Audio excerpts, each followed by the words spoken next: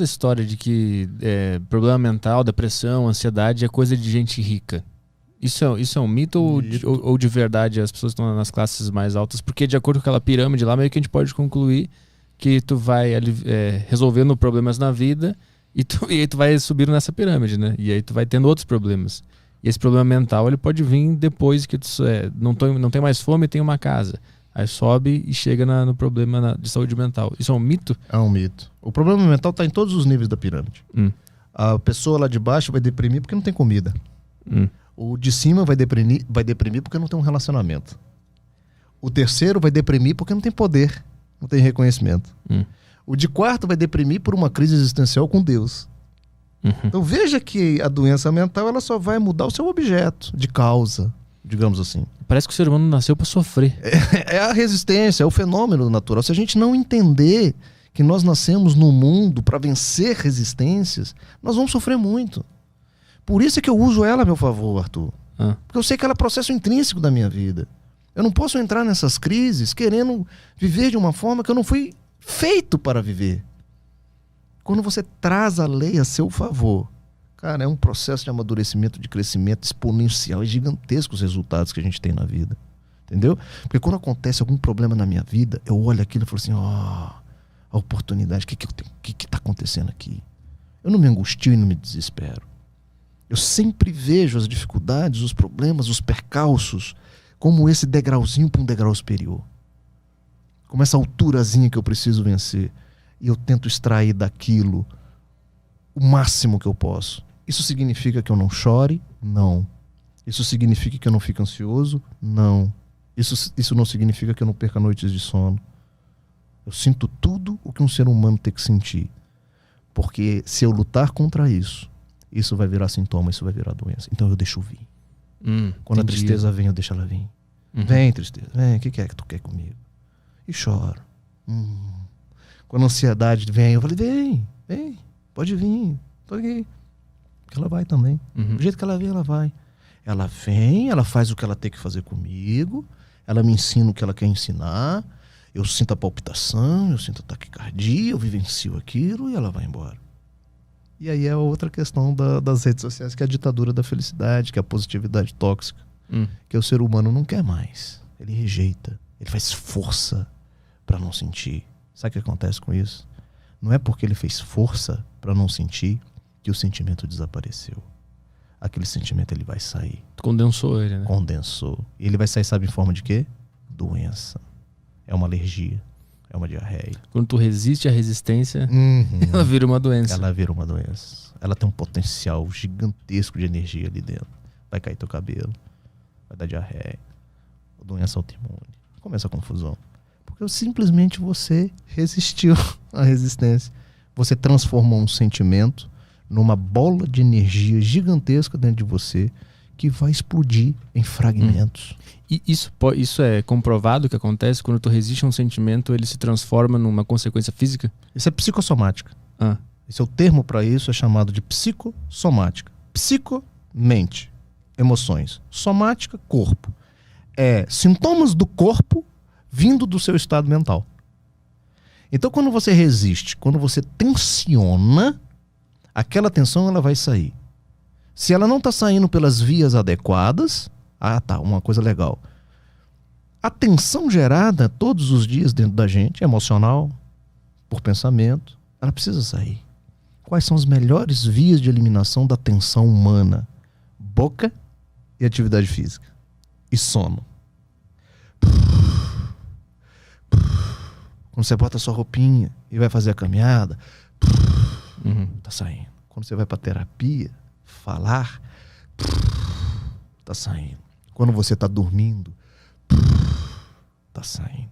São as 3 vias mais efetivas, naturais de eliminar a tensão humana.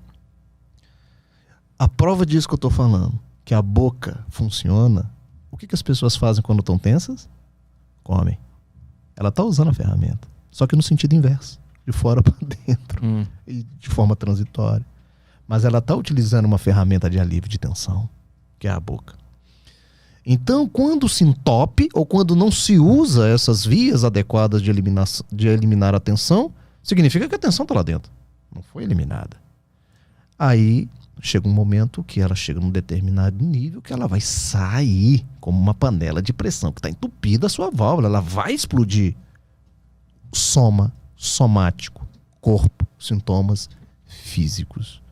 Essa é a relação do estado emocional saindo em forma de doenças físicas. Tem até alguns autores mais alternativos que falam que tem casos de cânceres que são isso, né? Pessoas que não lidaram com sentimentos ou guardaram muita tristeza ou muita raiva e o corpo foi lá e criou um tumor, alguma coisa assim. São escritores mais alternativos que falam sobre isso. Perfeito. Né? E na verdade o câncer é uma doença multifatorial que vai desde o padrão alimentar até o componente emocional.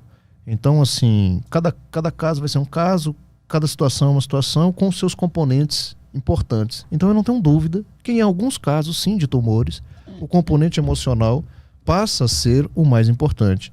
Mas ali você tem a genética também, ali você tem um estilo de vida, ali você tem uma série de questões. E o que às vezes a gente identifica é qual componente desse é o mais importante. E sem dúvida nenhuma o componente emocional pesa muito na questão do moral. Então, se eu estou entendendo o que rola com a saúde mental e remédios, é que as pessoas enfrentam problemas naturais nas suas vidas, sentem coisas que deveriam sentir, que seria tristeza, ou ficam ansiosas porque amanhã vai ter uma apresentação, não sei o quê. Só que elas confundem isso e procuram um remédio para anestesiar esse sentimento que elas deveriam estar tendo. Exatamente. Essa é a forma errada de abordar. E existe outro grupo que é o desbalanceamento químico na cabeça, que causa uma depressão, uma ansiedade crônica, né?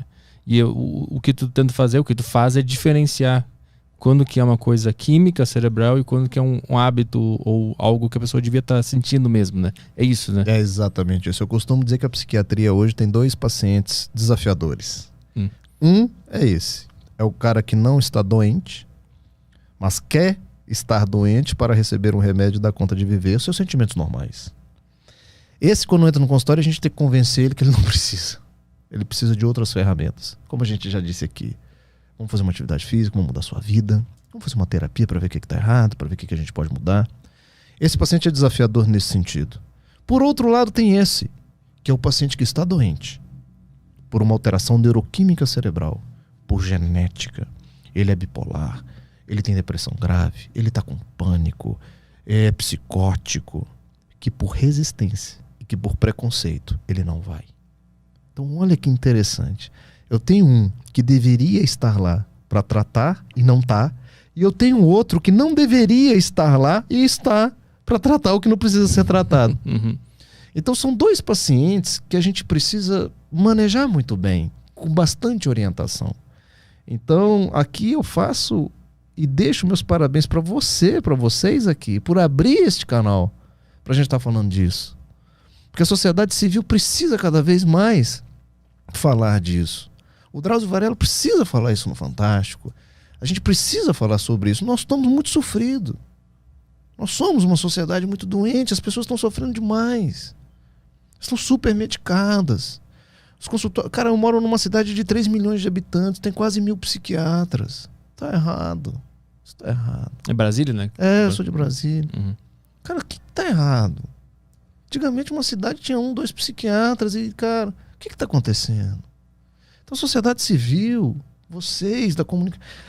Por isso que todo programa que eu vou, a primeira coisa que eu faço é parabenizar. Muito obrigado por abrir esse espaço pra gente estar falando disso. Porque a gente tá falando das pessoas. A gente tá falando dessas pessoas que estão nos ouvindo e que tem gente, inclusive, que se não fosse isso aqui ia se matar hoje à noite. E eu já recebi mensagem no meu Instagram assim, desta forma que eu tô te falando. Doutor, o senhor participou naquele programa da Bandeirantes, o senhor salvou a minha vida, eu estava preparado para acabar com a minha vida aquele dia. E o senhor falou desta forma, e pelo incrível que pareça, veio uma pontinha de luz. E eu quero falar para o senhor que eu comecei a mudar minha vida. Mensagens no meu Instagram. Então você pode ter certeza que se uma pessoa que está nos ouvindo aqui tiver o ímpeto de mudar a sua, já valeu a pena isso aqui tudo, cara. Então é importante isso. Então eu deixo meus parabéns para vocês.